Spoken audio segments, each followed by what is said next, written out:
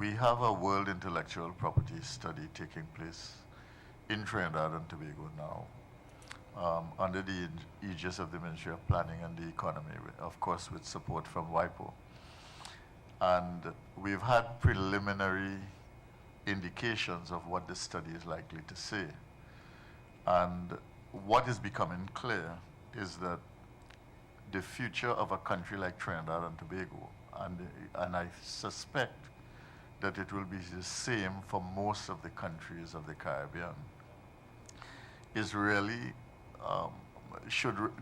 the bet on the future should really be placed on things like the music industry, the film and television industry, the media industry, the book publishing industry, the mass industry, masquerade, mass, the steel band industry, the performing arts, the visual arts, festival and cultural tourism and its byproducts, collective management of copyright and related rights, fashion and glamour, design and architecture. And I would add to that ICT, both for its own sake and as an enabler in all of these creative industries. So in a context in which the Caribbean as a region and Trinidad and Tobago in terms of its own limited gas reserves, in terms of its future, I think the focus on, first of all, diversification, secondly on exports, and secondly building up industries that have creative capacity, that are labor intensive, that depend on the human imagination, and that require deliberateness and structure in order to give them opportunity in the world. I think we need to begin to focus on those things now in terms of our diversification strategy. And the entire services sector is a sector that we should really support and intensify our efforts in, because the nature of the cultural industry, the creative industry, is that it actually spawns other industries. And in a small country such as Trinidad and Tobago, and in small countries such as we have in the CARIFORUM region, a major initiative can make a big difference because you are dealing with small numbers in terms of the population and in terms of skills to be absorbed. I wanted to speak to the issue of data. I think it's one of the largest weaknesses, the biggest gap in Caribbean creative industries. And it's not, of course, unique only to our creative industries, it's across the entire services spectrum. And it is a weakness that the Caribbean Export Development Agency has recognized, and that it is one that we intend to fill. We have formed a market intelligence unit that is specifically going to be looking at addressing the data gaps existent within the Caribbean, particularly in this sector. And we have a creative industries unit, and both units will be working in tandem to address that very significant problem, simply because we tend to lack an evidence-based approach to our interventions in the creative sector. If we do not have the numbers, if we do not have the kind of evidence that supports our intervention, on what basis are we intervening? How do we know which one has the greatest multiplier effect? How do we know which one is actually going to grow exponentially in the next few years? So the importance of market intelligence, of research and development, and ensuring that there is actually an evidence-based approach to how we do what we do is how Caribbean Export intends to address that particular gap.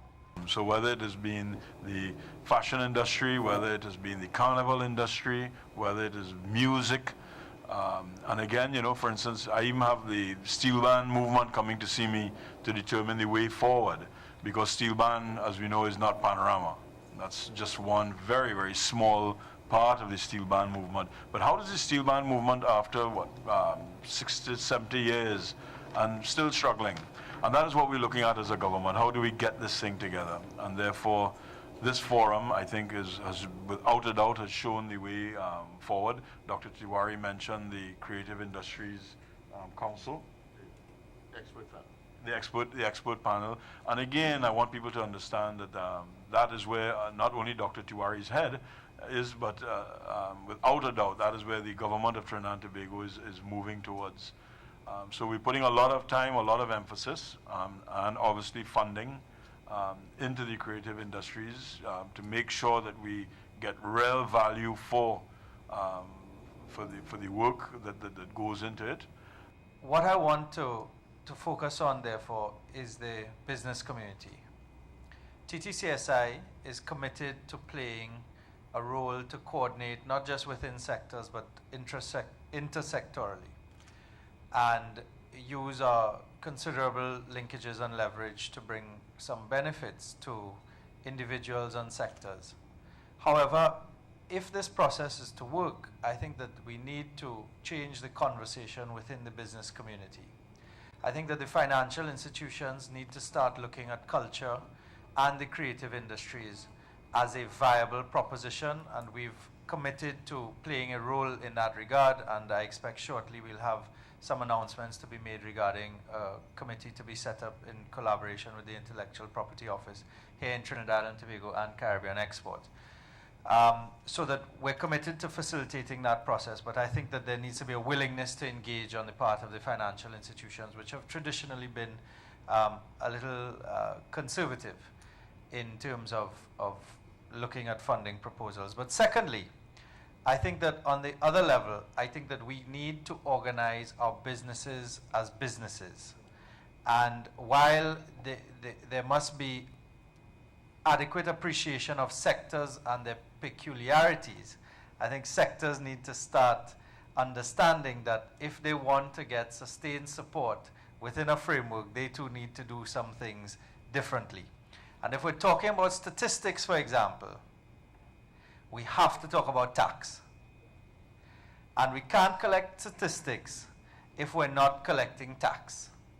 So I say that to be deliberately provocative, but one hand cannot clap in this process, and as a responsible business support organization, we need to put these things on the table to find the mechanisms, because what we might argue for is no tax. So we might argue for fiscal incentives, but we have to be willing to collect the data and one day maybe pay some tax. So that I think that we need to look at this on one level at the small and micro enterprises, structuring our businesses in a certain way, and engaging now the larger enterprises, not just the big traditional financial institutions, but pushing for venture capital, pushing for angel investment, and pushing for maybe even some crowdfunding, using the innovative tools that are out there. And I know that we've been talking to Caribbean Export in particular, and there's a lot of willingness to support these things if we can organize ourselves and organize our ideas into something concrete. Certainly one of the things that we have been trying to encourage all member states in the region to do is to ratify many of these international conventions